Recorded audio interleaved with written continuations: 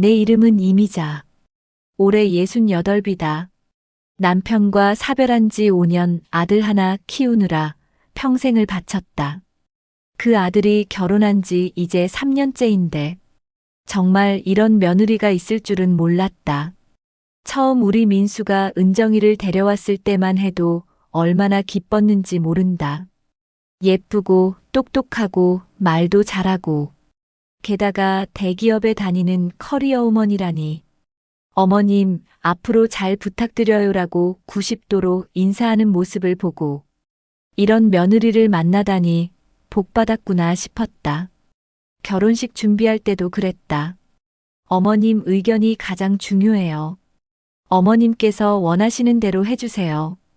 이렇게 말하는 게 아닌가.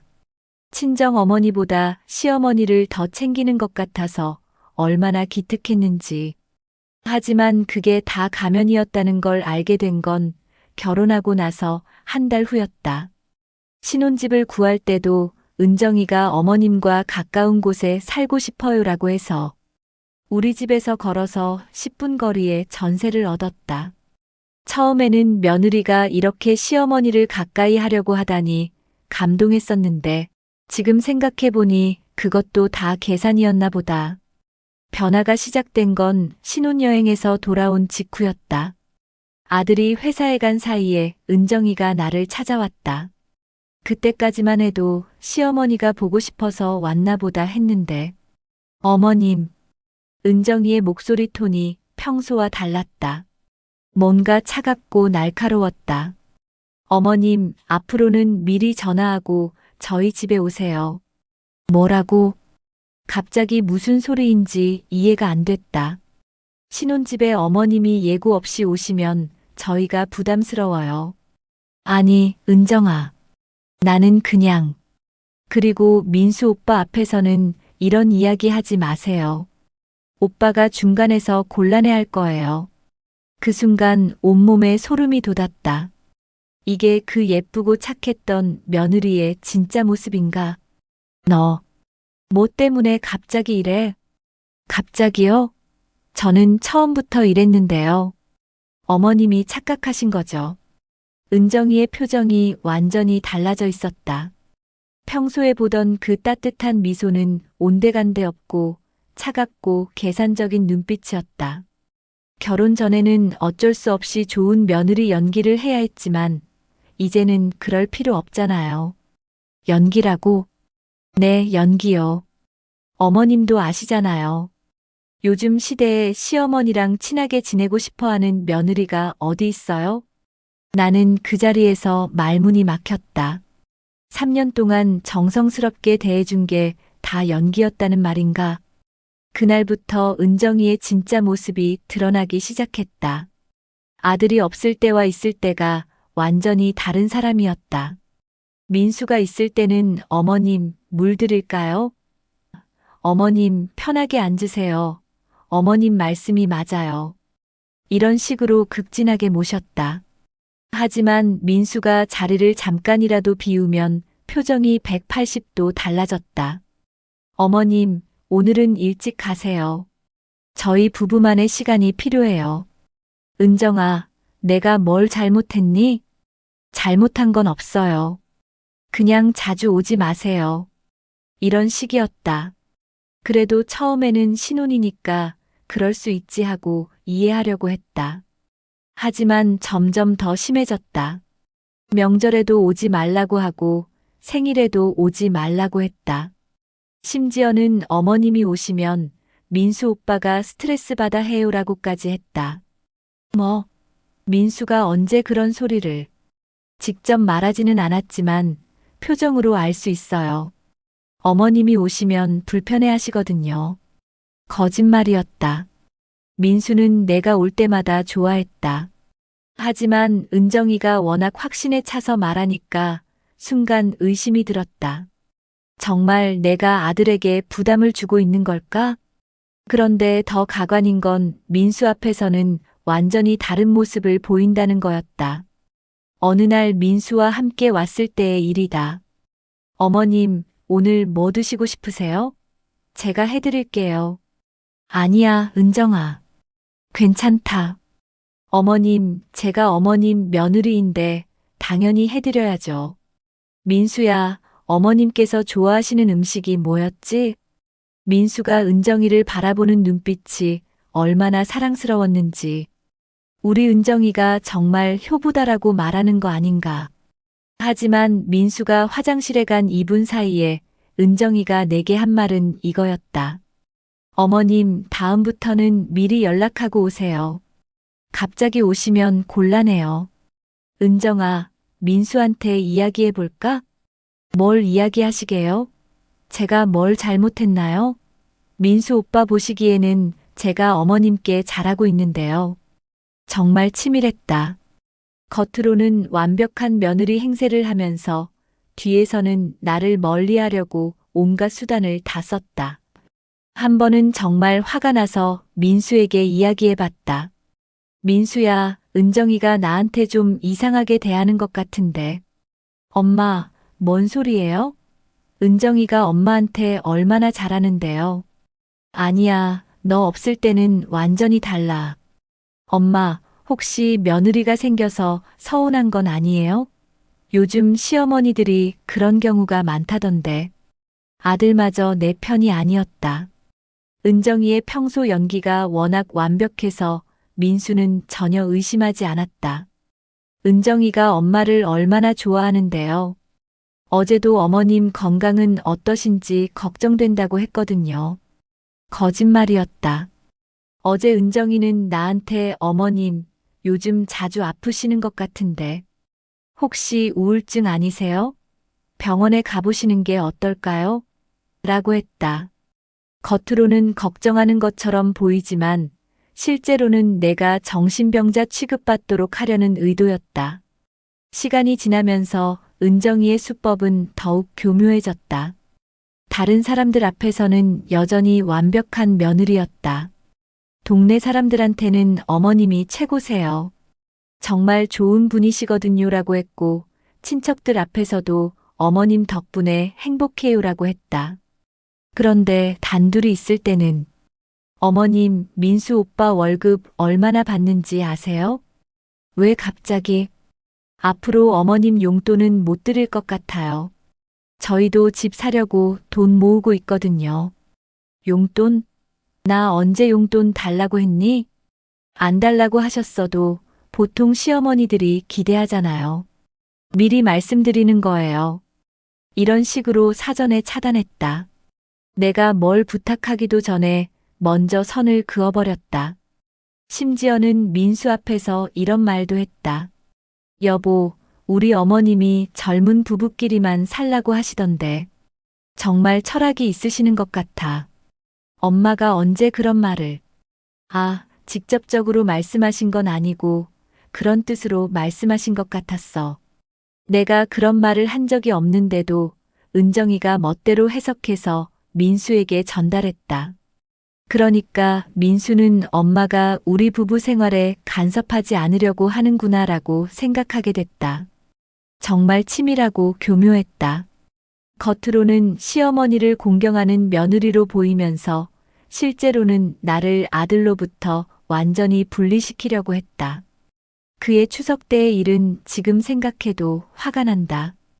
평소 같으면 우리 집에서 차례를 지냈는데 은정이가 어머님 혼자 준비하시면 힘드시니까 저희 집에서 하조라고 제안했다. 민수도 그게 좋겠다. 엄마 혼자 하시면 무리지라고 했다. 그래서 은정이네 집에서 차례 준비를 했는데 정말 기가 막혔다. 은정이가 나한테 시킨 일이라고는 콩나물 다듬기, 설거지, 청소였다. 정작 중요한 요리는 다 혼자 했다. 어머님은 쉬세요. 제가 다 할 수 있어요.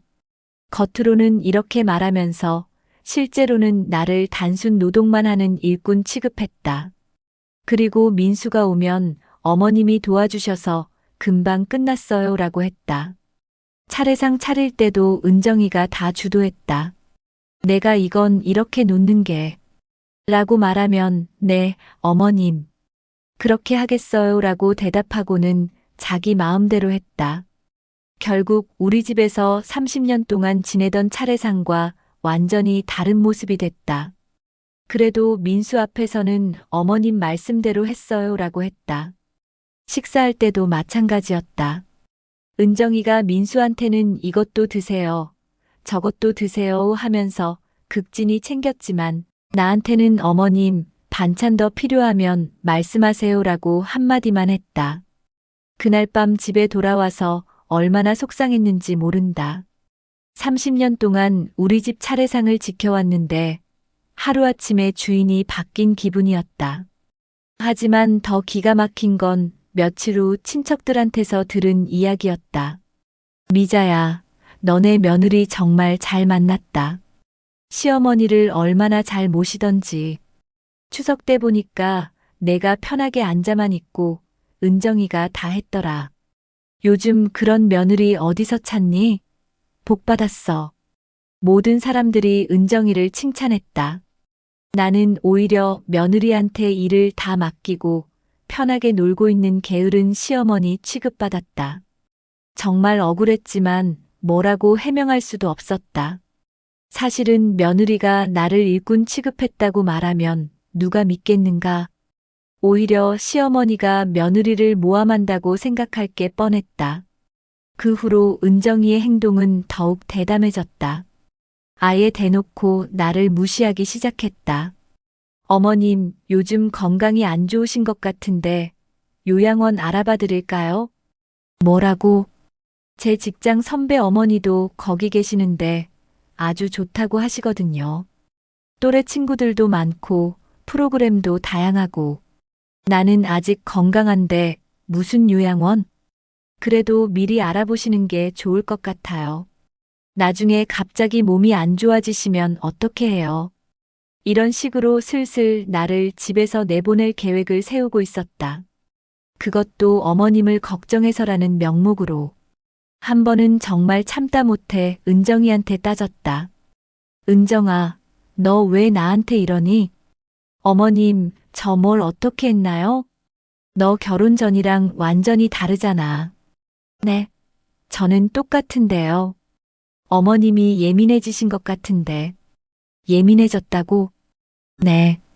요즘 시어머니들이 며느리 생기면 질투하신다잖아요. 어머님도 그런 것 같아요. 정말 기가 막혔다. 내가 문제라고 몰고 가는 거였다. 그리고 어머님, 민수 오빠한테 저 험담하지 마세요.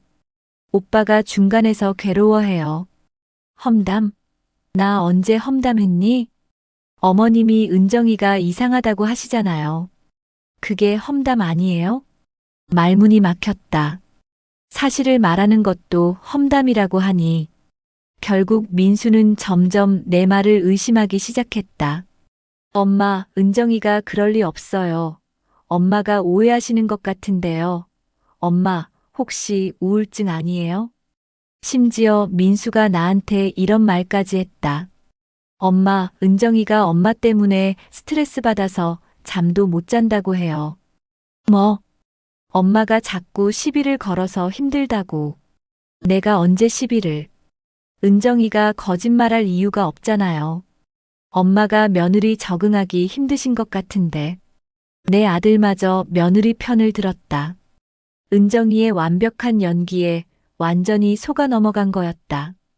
그날 밤 정말 많이 울었다.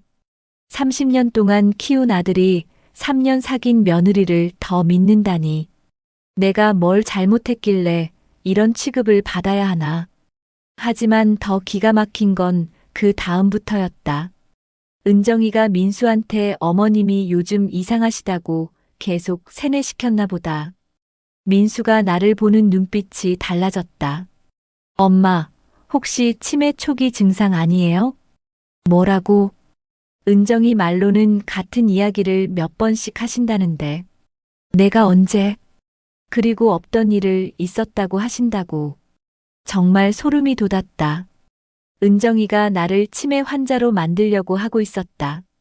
그래야 내 말에 신빙성이 없다고 할 수 있으니까. 민수야, 엄마 정신 멀쩡하다. 그렇게 말씀하시는 것 자체가 이상한 거 아니에요? 정상적인 사람은 나 정상이다라고 말하지 않거든요. 아들마저 나를 의심하기 시작했다. 은정이의 계략이 성공한 거였다. 그 후로 은정이는 더욱 대담해졌다. 민수 앞에서도 슬슬 본색을 드러내기 시작했다. 하지만 워낙 교묘해서 민수는 전혀 눈치채지 못했다. 어머님, 오늘은 일찍 가세요. 저희 부부가 대화할 시간이 필요해요. 민수 앞에서도 이렇게 말했다. 하지만 톤이 공손해서 민수는 은정이가 시어머니를 배려하면서도 부부 시간의 중요성을 말하는구나라고 받아들였다. 어머님, 자주 오시면 저희가 부담스러워요. 일주일에 한 번 정도만 오시면 안 될까요?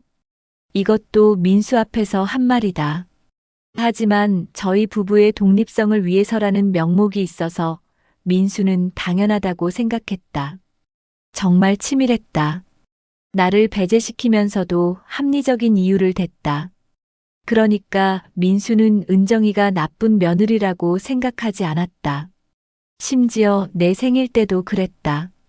평소 같으면 아들이 챙겨줬을 텐데 은정이가 어머님 생신이니까 조용하게 보내시는 게 좋을 것 같아요라고 했다. 생신상도 제가 차려드릴게요. 어머님 집에서 편안하게 드세요. 겉으로는 챙기는 것처럼 보이지만 실제로는 자기들은 참석하지 않겠다는 뜻이었다. 결국 내 생일을 혼자 쓸쓸하게 보냈다. 그날 밤 민수한테 전화했다. 민수야, 엄마 생일인데 왜 안 와? 엄마, 은정이가 생신상 차려드렸다면서요? 저희는 엄마가 조용하게 보내고 싶어 하신다고 해서. 내가 언제 그런 말을. 은정이가 거짓말할 이유가 없잖아요. 또 은정이 편을 들었다. 내가 뭘 말해도 민수는 은정이 말만 믿었다. 몇 달 후에는 더 가관인 일이 벌어졌다. 내가 아파서 병원에 입원했는데 은정이가 문병을 왔다. 민수와 함께. 어머님 괜찮으세요? 걱정 많이 했어요. 민수 앞에서는 이렇게 걱정하는 척했다. 하지만 민수가 잠깐 자리를 비운 사이에 한 말은 전혀 달랐다. 어머님, 민수 오빠한테 부담 주지 마세요. 저희도 힘들어요. 뭐? 병원비는 어머님이 알아서 하세요. 저희는 집 사느라 여유가 없어요. 정말 기가 막혔다. 며느리가 시어머니 병원비를 내기 싫다고 대놓고 말하다니. 그리고 혹시 오래 입원하시게 되면 간병도 저는 못해요. 직장이 있어서. 친정 어머니도 아닌데 며느리가 간병을 해야 한다는 법은 없지만 그래도 이렇게 대놓고 말하는 게 정상인가? 하지만 민수가 돌아오자 은정이는 또 다른 사람이 됐다. 오빠, 어머님 간병은 제가 할게요. 직장에 휴가 내고. 은정아, 고마워. 우리 은정이가 정말 효부야. 민수가 은정이를 바라보는 눈빛이 너무 사랑스러워서 더욱 속이 쓰렸다. 퇴원 후에 집에서 회복하고 있을 때도 마찬가지였다. 민수가 있을 때는 어머님, 약 드세요. 어머님, 죽 끓여드릴게요. 이렇게 챙겼지만 민수가 없을 때는 완전히 달랐다. 어머님, 이제 많이 좋아지신 것 같은데 언제까지 누워 계실 거예요? 아직 몸이 안 좋은데. 너무 오래 누워 계시면 근육이 약해져요. 빨리 일상생활 하세요. 회복할 시간도 주지 않으려고 했다. 내가 계속 아픈 척하면서 아들의 관심을 받는 게 싫었나 보다. 그해 겨울 정말 견딜 수 없는 일이 벌어졌다. 은정이가 임신했다는 소식을 들었을 때는 기뻤다. 이제 손자라도 생기면 가족 분위기가 달라지겠지 싶었다. 하지만 임신한 은정이는 더욱 가관이었다. 임신을 빌미로 아예 나와의 접촉을 차단시켰다. 어머님, 스트레스 받으면 아기한테 안 좋다고 해요. 내가 언제 너한테 스트레스를. 어머님이 오시면 신경 쓰이거든요. 출산할 때까지는 좀 조용히 지내고 싶어요. 민수도 은정이 편을 들었다. 엄마, 임산부는 예민해져요. 은정이가 편안해야 아기도 건강하게 태어나니까. 결국 임신 기간 내내 며느리와 거의 만날 수 없었다. 가끔 민수를 통해서 안부만 들을 뿐이었다. 출산했을 때도 마찬가지였다. 산후조리원에서 나올 때 가서 도와주려고 했더니 은정이가 친정어머니한테만 부탁했다고 했다. 어머님은 나이가 있으시니까 무리하지 마세요. 저희 엄마가 와서 도와줄게요. 나이가 있다고? 나는 겨우 68인데. 친정어머니는 나보다 2살 많은 70인데. 결국 손자가 태어나도 제대로 볼 수 없었다. 가끔 민수가 사진만 보여줄 뿐이었다. 엄마, 우리 아들 닮았죠?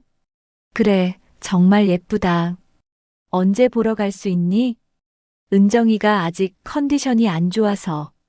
조금 더 기다려주세요. 1달이 지나고 2달이 지나도 마찬가지였다. 계속 핑계만 댔다. 결국 손자를 처음 본 건 100일이 지나서였다. 그것도 민수가 억지로 데리고 온 거였다. 어머님, 우리 준호예요. 은정이가 억지로 웃으면서 아기를 보여줬지만 눈빛은 차가웠다. 내가 아기를 안으려고 하자 아직 목이 안 가셨어서 조심해야 해요라고 하면서 선을 그었다. 나도 아기 키워봤는데 요즘 육아법이 달라졌어요. 할머니들 방식은 옛날 방식이거든요. 내 육아 경험을 완전히 무시했다. 내가 민수를 어떻게 키웠는데 그날 이후로도 손자를 보는 건 하늘의 별 따기였다. 은정이가 온갖 핑계를 다 댔다. 아기가 아파서 예방접종 때문에 낯가림이 심해서 등등. 심지어는 이런 말도 했다. 어머님, 요즘 할머니가 손자를 너무 많이 보면 아이 정서에 안 좋다고 해요. 부모와의 애착 관계가 중요하거든요. 말도 안 되는 소리였다.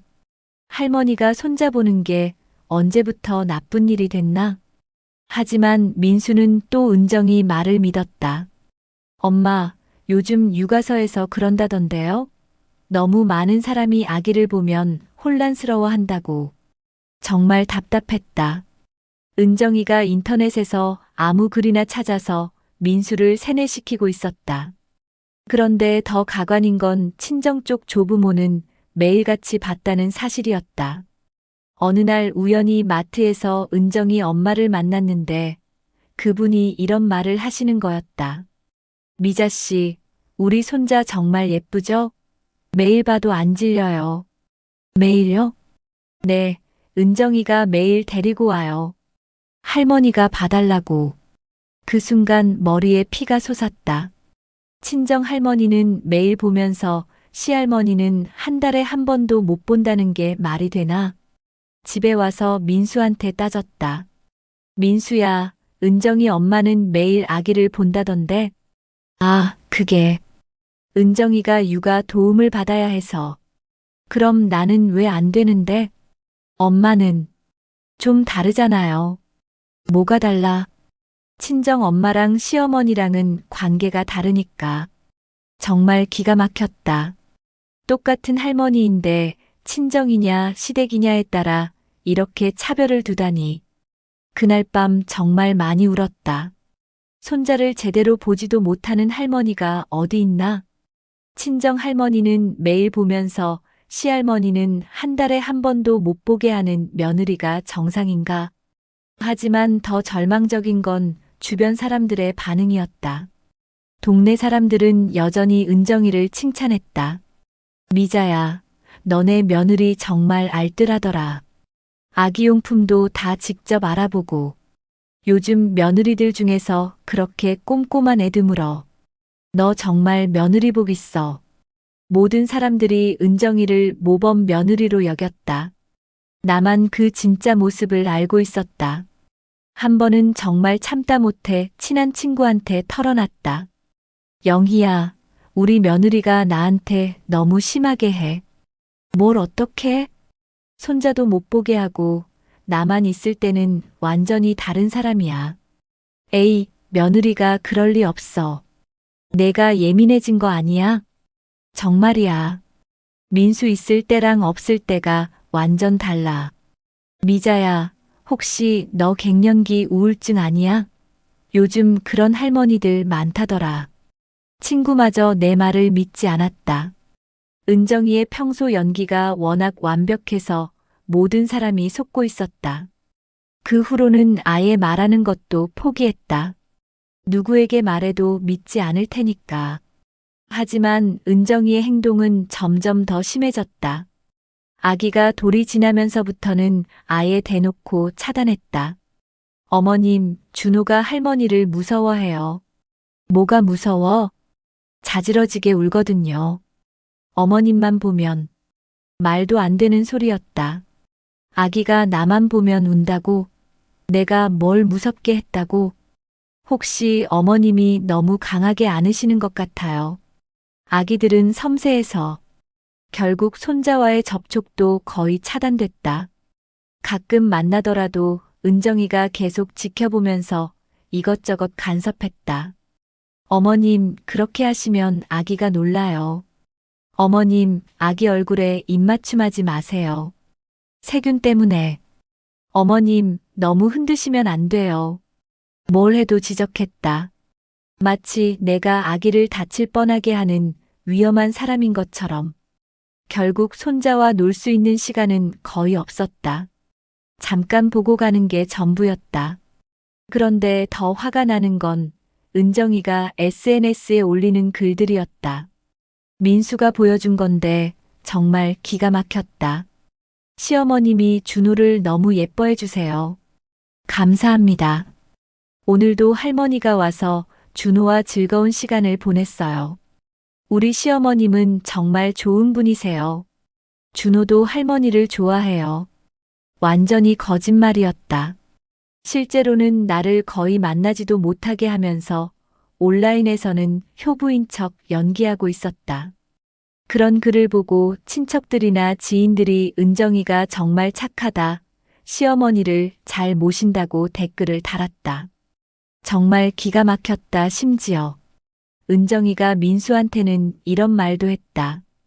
오빠, 어머님이 준호를 너무 독차지하려고 하시는 것 같아. 질투하시는 것 같아. 그래, 엄마가. 네. 제가 준호 돌보고 있으면 계속 간섭하시고 자기가 더 잘 안다고 하시고 완전히 거꾸로 말하고 있었다. 나를 못 보게 해놓고서는 내가 독차지하려고 한다고. 그리고 요즘 어머님이 자꾸 이상한 소리 하세요. 며느리가 나를 무시한다고. 정말 엄마가 그런 말을? 네. 혹시 치매 초기 증상 아닐까요? 피해의식이 생기는 게. 또 치매 타령이었다. 은정이가 나를 치매 환자로 만들어서 내 말에 신빙성을 없애려고 하고 있었다. 결국 민수는 나를 병원에 데려가자고 했다. 엄마, 정신건강의학과에 한번 가보시는 게 어떨까요? 왜? 요즘 이상한 말씀을 많이 하시니까. 혹시 우울증이나 치매 검사를. 나 정신 멀쩡하다. 그렇게 화내시는 것 자체가 이상한 거예요. 아들마저 나를 정신병자 취급했다. 은정이의 계략이 완전히 성공한 거였다. 결국 정신건강의학과에 가서 검사를 받았다. 당연히 아무 이상 없었다. 치매도 아니고 우울증도 아니었다. 의사 선생님도 정상이라고 했다. 하지만 은정이는 그것도 의심했다. 어머님이 의사 선생님 앞에서는 연기하신 것 같아요. 원래 치매 환자들이 그래요. 정말 소름이 돋았다. 의사 진단마저 의심하다니. 그 후로 은정이는 더욱 대담해졌다. 이제는 민수 앞에서도 거의 본색을 드러냈다. 하지만 워낙 교묘해서 민수는 여전히 눈치채지 못했다. 어머님, 이제 나이도 있으시고 하니까 요양원 알아보는 게 어떨까요? 민수 앞에서 이런 말을 했다. 아직 건강한데 무슨 요양원? 지금은 건강하셔도 나중에는 모르잖아요. 미리 준비하시는 게. 은정아, 그런 말 하지 마. 민수가 말렸다. 오빠, 현실적으로 생각해봐요. 어머님 혼자 사시기에는 나이가 있으시잖아요. 엄마는 아직 젊으셔. 젊으시다고요? 벌써 일흔이 가까우신데. 그리고 요즘 이상한 말씀도 많이 하시고. 결국 은정이가 민수를 설득했다. 나를 요양원에 보내려는 계획을 진지하게 검토하기 시작했다. 엄마, 요양원이 나쁜 곳이 아니에요. 또래 친구들도 많고 프로그램도 다양하고 나는 집에서 살고 싶다. 하지만 혼자 사시기에는 민수야, 엄마 버리는 거니? 버리는 게 아니라 더 좋은 곳에서 지내시라는 거예요. 민수도 완전히 은정이 편이 됐다. 내 아들이 며느리 말에 넘어가서 나를 요양원에 보내려고 하고 있었다. 그날 밤 정말 절망했다. 이렇게 살 바에는 차라리 죽는 게 낫겠다는 생각까지 들었다. 하지만 포기할 수는 없었다. 뭔가 은정이의 진짜 모습을 증명할 방법이 있을 거라고 생각했다. 그러던 어느 날 기회가 왔다. 민수가 출장을 가게 됐는데 은정이가 감기에 걸려서 아기를 돌볼 수 없다고 했다. 어머님, 하루만 준호 봐주시면 안 될까요? 평소에는 나한테 아기를 맡기지 않으려고 했는데 정말 급한 상황이었나 보다. 그럼요. 당연히 봐줘야죠. 기회라고 생각했다. 하루 종일 손자와 함께 지낼 수 있는 기회. 그런데 은정이가 나간 후에 휴대폰을 확인해 보니 녹음 앱이 켜져 있었다. 은정이가 내 말을 녹음하려고 한 거였다. 혹시 내가 아기한테 이상한 말을 하거나 잘못 돌봐서 증거를 잡으려고 했나 보다. 그 순간 화가 치밀었다. 며느리가 시어머니를 이렇게까지 의심하다니. 하지만 오히려 이걸 역이용하기로 했다. 녹음이 켜져 있다는 걸 모르는 척하면서 평소에 은정이가 나한테 하는 말들을 중얼거렸다. 참, 은정이가 어머님은 나이가 있으시니까 아기 돌보기 힘드실 거예요 라고 했는데 나는 아직 젊은데. 그리고 할머니가 너무 많이 보면 아기 정서에 안 좋다고 했는데 말도 안 되는 소리지. 이런 식으로 은정이가 평소에 한 말들을 녹음해 남겼다. 그리고 저녁에 은정이가 오자 이렇게 말했다. 은정아, 준호 정말 잘 잤어. 할머니 무서워한다더니 전혀 그렇지 않던데? 아, 네. 그래서 다행이네요. 그리고 나 녹음한 거 다 들었어. 은정이의 얼굴이 파랗게 질렸다. 뭘 말씀하시는 거예요? 내 휴대폰에서 녹음 앱 켜져 있더라. 내가 뭘 잘못할까봐 감시한 거지. 그게 아니라. 그런데 오히려 좋았어. 내가 평소에 나한테 어떻게 말했는지 다 녹음됐거든. 은정이가 당황하는 모습을 보니 속이 시원했다. 어머님, 제가 언제. 나이가 있으시니까 할머니가 너무 많이 보면 안 좋다, 요양원. 알아보세요. 이런 말들 다 녹음돼 있어. 그건 제가 그런 뜻으로 한 말이 아니라. 그럼 어떤 뜻으로 한 거야? 은정이가 말문이 막혔다. 평소에는 워낙 교묘하게 말해서 빠져나갔는데 이번에는 증거가 있으니까 변명할 수 없었다. 어머님, 오해하지 마세요. 저는 정말. 오해? 이게 오해야? 그 순간 민수가 출장에서 돌아왔다. 엄마. 준호 잘 봐주셨어요? 민수야, 잘 왔다. 내한테 들려줄 게 있어. 나는 휴대폰에 녹음을 틀어줬다. 은정이가 평소에 나한테 한 말들이 고스란히 들려왔다. 민수의 표정이 점점 굳어졌다. 은정아, 이게 뭐야? 오빠, 이건 어머님이 오해하신 거예요. 오해? 내 목소리로 분명히 말했잖아. 제가 그런 뜻으로 말한 게 아니라. 하지만 녹음된 목소리는 거짓말하지 않았다. 은정이가 평소에 얼마나 나쁜 말을 했는지 고스란히 드러났다. 엄마한테 이런 식으로 말했어? 민수가 화를 내기 시작했다. 오빠, 진짜 오해예요. 제가 어머님을 그렇게 생각할 리 없잖아요. 그럼 이 녹음은 뭐야? 엄마가 조작한 거야? 은정이가 할 말이 없어졌다. 3년 동안 완벽하게 숨겨왔던 본 모습이 한순간에 들통난 거였다. 그날 밤 민수와 은정이가 크게 싸웠다. 나는 방에서 들리는 소리를 들으며 속이 시원했다. 드디어 진실이 밝혀진 거였다. 다음 날 민수가 나를 찾아왔다. 엄마, 정말 미안해요. 뭐가 미안하니? 제가 엄마 말을 안 믿고 은정이 편만 들었어요. 정말 죄송해요. 민수가 눈물을 흘리며 사과했다. 은정이가 정말 그런 사람인 줄 몰랐어요. 엄마 앞에서는 완전히 다른 사람이었거든요. 이제라도 알았으니 됐어. 앞으로 어떻게 해야 할까요? 그때 은정이가 나타났다. 어제와는 완전히 다른 모습이었다. 더 이상 가면을 쓸 필요가 없어진 건지 대놓고 적대적이었다. 어머님 만족하세요? 뭐라고? 이제 제 정체가 들통났으니까 만족하시죠? 은정아, 오빠도 이제 알았잖아요. 제가 어머님을 싫어한다는 거. 정말 놀라운 변화였다. 3년 동안 숨겨왔던 본성이 완전히 드러났다. 처음부터 시어머니랑 친하게 지낼 생각 없었어요. 결혼하면 당연히 독립해서 살고 싶었는데 왜 시어머니까지 챙겨야 해요? 그럼 왜 결혼 전에는 그렇게 연기했죠? 안 그러면 결혼 못하니까. 요즘 남자들은 효도하는 여자 좋아하잖아요.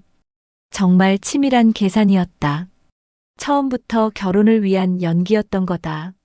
그리고 솔직히 말하면 어머님이 너무 오래 사시는 것 같아요. 보통 시어머니들은 며느리 결혼하고 몇 년 안에 돌아가시던데. 이 말을 듣는 순간 정말 기가 막혔다. 며느리가 시어머니한테 빨리 죽으라는 소리를 하다니. 은정아, 너 지금 뭔 소리 하는 거야? 민수가 소리를 질렀다. 사실이잖아요.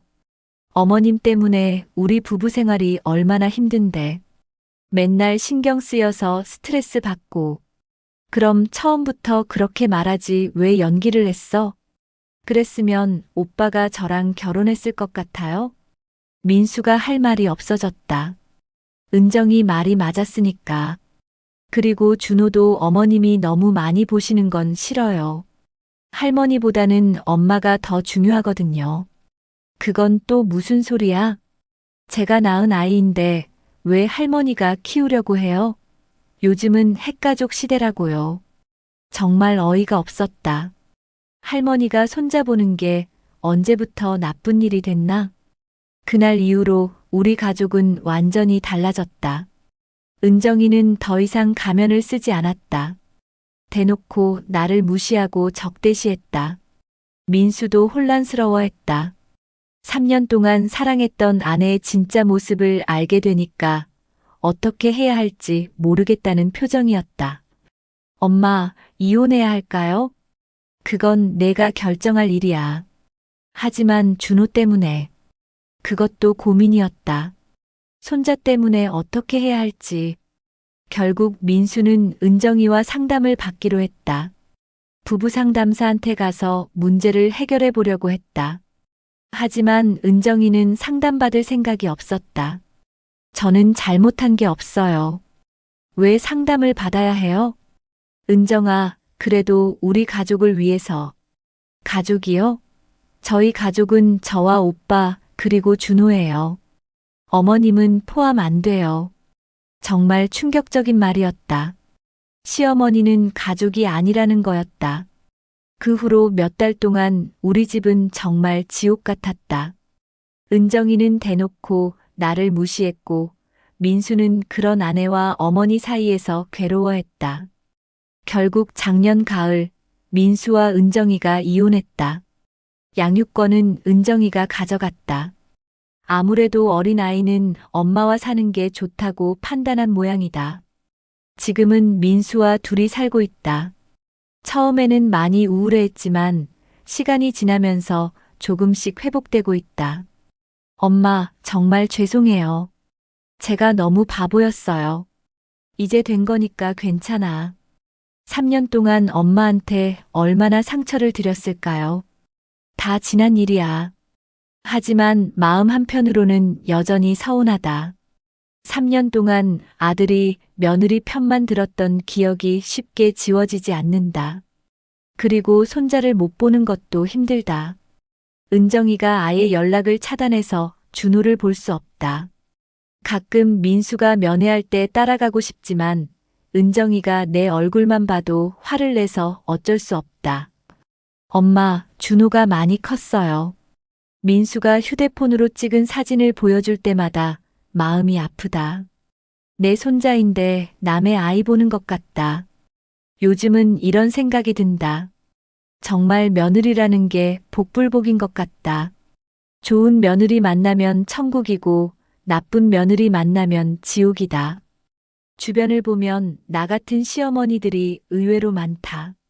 겉으로는 좋은 며느리인 척하지만 뒤에서는 완전히 다른 사람인 경우. 하지만 대부분 참고 산다. 나처럼 증거를 잡기도 어렵고 아들한테 말해도 믿지 않으니까. 그래도 나는 진실을 밝혀낸 게 다행이라고 생각한다. 계속 그렇게 속고 살았다면 정말 미쳐버렸을 것 같다. 지금은 민수와 평화롭게 살고 있다. 며느리 눈치 보지 않고 아들과 편하게 지낼 수 있어서 좋다. 물론 손자를 못 보는 게 아쉽지만 언젠가는 기회가 있을 거라고 믿는다. 민수도 이제는 재혼 생각을 하고 있다. 이번에는 정말 좋은 사람 만나서 행복했으면 좋겠다. 그리고 나도 진짜 좋은 며느리를 만날 수 있을까? 아무튼 이런 경험을 했으니까 앞으로는 속지 않을 것 같다. 겉모습만 보고 판단하지 말고 진짜 속마음이 어떤지 잘 살펴볼 거다. 며느리들도 들었으면 좋겠다. 연기에서 결혼하면 언젠가는 들통난다는 걸. 그리고 시어머니를 진짜 가족으로 생각하고 대해줬으면 좋겠다. 나도 완벽한 시어머니는 아니었을 거다. 분명 실수도 했고 며느리를 힘들게 한 적도 있었을 거다. 하지만 그래도 진심으로 가족이라고 생각하고 대했다. 은정이처럼 처음부터 연기한 건 아니었다. 요즘 뉴스나 인터넷을 보면 나 같은 사연이 정말 많다. 이중인격 며느리, 가면을 쓴 며느리. 예전에는 이런 말이 없었는데 요즘은 하나의 사회 현상이 된 것 같다. 며느리들도 나름의 이유가 있을 거다. 요즘 세상이 개인주의적이고 시댁 문화도 많이 달라졌으니까. 하지만 그래도 거짓말하고 연기하는 건 옳지 않다고 생각한다. 솔직하게 말하면 되잖아. 저는 시어머니와 친하게 지내기 어려울 것 같아요. 독립적으로 살고 싶어요. 이렇게. 그럼 처음부터 서로 선을 정하고 지낼 수 있었을 텐데. 하지만 은정이는 결혼을 위해 3년 동안 완벽하게 연기했다.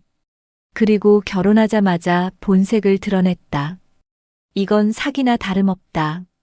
특히 손자 문제는 정말 용서할 수 없다. 친정 할머니는 매일 보면서 시할머니는 한 달에 한 번도 못 보게 하다니. 똑같은 할머니인데 이런 차별이 있을 수 있나? 그리고 나를 치매 환자로 몰아가려고 했던 것도 정말 악질이었다. 내 말의 신빙성을 없애려고 의도적으로 그랬던 거다. 만약 그 녹음이 없었다면 지금도 나는 정신병자 취급받고 있었을 거다.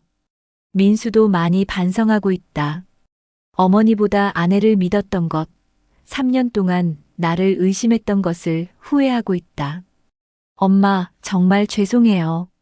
아들이 이럴 줄 몰랐어요. 괜찮다고 했잖아. 하지만 엄마가 받으신 상처를 생각하면 민수가 눈물을 흘릴 때마다 마음이 아프다. 내 아들이 이렇게 괴로워하는 것도 다 은정이 때문이다. 가끔은 이런 생각도 든다. 만약 내가 그때 참고 살았다면 어떻게 됐을까? 계속 은정이의 가면극에 속아서 괴로워하면서도 그냥 살았을까? 아마 그랬을 거다. 대부분의 시어머니들이 그렇게 참고 살고 있으니까. 며느리의 진짜 모습을 알면서도 가족의 평화를 위해서 모른 척하고. 하지만 나는 참을 수 없었다. 특히 손자 문제는 정말 용서할 수 없었다. 내 손자인데 남의 아이 취급받는 게 너무 억울했다. 지금 생각해보면 그 녹음이 정말 결정적이었다.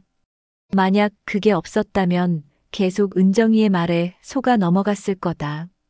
요즘은 며느리를 어떻게 봐야 할지 모르겠다. 민수가 재혼하면 또 그런 사람을 만날까봐 걱정된다. 이번에는 정말 신중하게 사람을 봐야 할 것 같다. 겉으로만 보면 안 된다는 걸 뼈저리게 느꼈다. 은정이도 처음에는 정말 완벽해 보였으니까. 예쁘고 똑똑하고 말도 잘하고 예의도 바르고. 하지만 그게 다 가면이었다. 앞으로는 시간을 두고 천천히 지켜볼 거다. 진짜 좋은 사람인지 아니면 또 연기하는 건지. 그리고 우리 민수한테도 말했다. 이번에는 정말 신중하게 만나라고. 며칠 전에는 이런 일도 있었다. 동네 마트에서 은정이를 우연히 마주쳤다. 준호를 데리고 있었다. 어머님. 은정이가 어색하게 인사했다. 안녕. 나도 짧게 대답했다. 준호가 나를 보더니 할머니 라고 불렀다. 그 순간 눈물이 날 것 같았다. 손자가 나를 기억하고 있었구나. 하지만 은정이가 재빨리 준호를 안아들었다. 준호야, 가자. 그리고는 나를 째려보면서 지나갔다. 마지막까지 변하지 않는구나. 집에 와서 민수한테 이야기했다. 오늘 준호 봤어. 나를 기억하더라. 그래요? 다행이네요. 언제쯤 다시 볼 수 있을까? 조금 더 기다려야 할 것 같아요. 은정이가 아직. 민수도 답답한 모양이다. 자기 아들인데 마음대로 볼 수 없으니까. 하지만 나는 기다릴 수 있다. 언젠가는 준호가 클 테고 그때가 되면 스스로 할머니를 찾아올 수도 있을 거다. 그날까지 건강하게 살아야겠다는 생각이 든다. 이런 경험을 하고 나니 세상이 다르게 보인다. 사람의 겉모습과 속마음이 얼마나 다를 수 있는지, 가족이라는 이름으로 얼마나 큰 상처를 줄 수 있는지. 하지만 그래도 포기하지 않을 거다. 좋은 며느리도 분명 있을 거고, 진짜 가족 같은 관계도 만들 수 있을 거라고 믿는다. 은정이 같은 사람만 있는 건 아니니까. 민수에게도 말했다. 다음에는 정말 좋은 사람 만나라. 그리고 겉모습만 보지 말고 속마음을 잘 살펴보라고. 요즘은 동네 사람들도 우리 사정을 알고 있다. 처음에는 그렇게 좋은 며느리를 왜 내보냈냐고 수군거리는 사람들도 있었다. 하지만 진실이 알려지면서 분위기가 바뀌었다. 미자 씨가 얼마나 힘드셨을까라고 동정하는 사람들도 있고, 요즘 며느리들은 정말 무섭다고 말하는 사람들도 있다. 하지만 나는 그런 말에 크게 신경 쓰지 않는다. 이미 다 지난 일이니까. 중요한 건 앞으로다. 민수가 행복하게 사는 것, 언젠가 손자를 다시 볼 수 있는 것, 그리고 나도 건강하게 오래 사는 것. 은정이 같은 며느리를 만나서 3년 동안 고생했지만 그래도 하나 얻은 게 있다. 사람을 보는 눈이 생겼다는 것. 앞으로는 속지 않을 자신이 있다. 그리고 무엇보다 진실이 밝혀졌다는 게 다행이다. 만약 계속 숨겨져 있었다면 정말 미쳐버렸을 거다. 이제는 마음이 편하다. 민수와 둘이 사는 지금이 오히려 더 평화롭다. 며느리 눈치 보지 않고 손자 못 본다고 구박받지 않고. 물론 외롭기도 하지만 그래도 스트레스 받으면서 사는 것보다는 낫다. 가끔 텔레비전에서 고부 갈등 관련 프로그램이 나올 때마다 새삼 생각이 난다. 나 같은 사람들이 정말 많구나. 그리고 대부분 참고 산다는 것도. 하지만 나는 참지 않아서 다행이라고 생각한다. 진실을 밝혀내서 다행이고 은정이의 가면을 벗겨내서 다행이다. 이제 새로운 시작이다. 민수도 좋은 사람 만나서 다시 행복하게 살고 나도 건강하게 오래 살면서 언젠가 손자도 다시 보고. 물론 쉽지 않을 거다. 이미 상처받은 마음을 회복하는 것도, 새로운 며느리를 받아들이는 것도. 하지만 포기하지는 않을 거다. 세상에는 은정이 같은 사람만 있는 게 아니니까. 진심으로 시어머니를 가족으로 여기고 대해주는 며느리들도 분명 있을 거다. 그런 사람을 만날 때까지 기다릴 거다. 그리고 그때까지 나도 더 좋은 시어머니가 되도록 노력할 거다. 은정이 때문에 상처받았지만 그게 모든 며느리에 대한 편견으로 이어져서는 안 되니까. 다음에 만날 며느리에게는 처음부터 솔직하게 이야기할 거다. 저는 이런 시어머니예요. 이런 걸 원해요. 당신은 어떤가요? 이런 식으로 서로 솔직하게 터놓고 지내는 관계를 만들고 싶다. 은정이 같은 가면 쓴 며느리는 이제 정말 지긋지긋하다. 차라리 저는 시어머니와 친하게 지낼 수 없어요라고 솔직하게 말하는 며느리가 낫다. 아무튼 이제 모든 게 끝났다. 3년 동안의 악몽이 끝나고 새로운 시작이다. 힘들었지만 그래도 진실이 밝혀져서 다행이다. 앞으로는 더 좋은 일들만 있을 거라고 믿는다. 민수도 행복해지고 나도 평안하게 살고 손자도 다시 보고 그런 날이 빨리 왔으면 좋겠다. 이상 이미자의 이야기였습니다. 들어주셔서 감사합니다.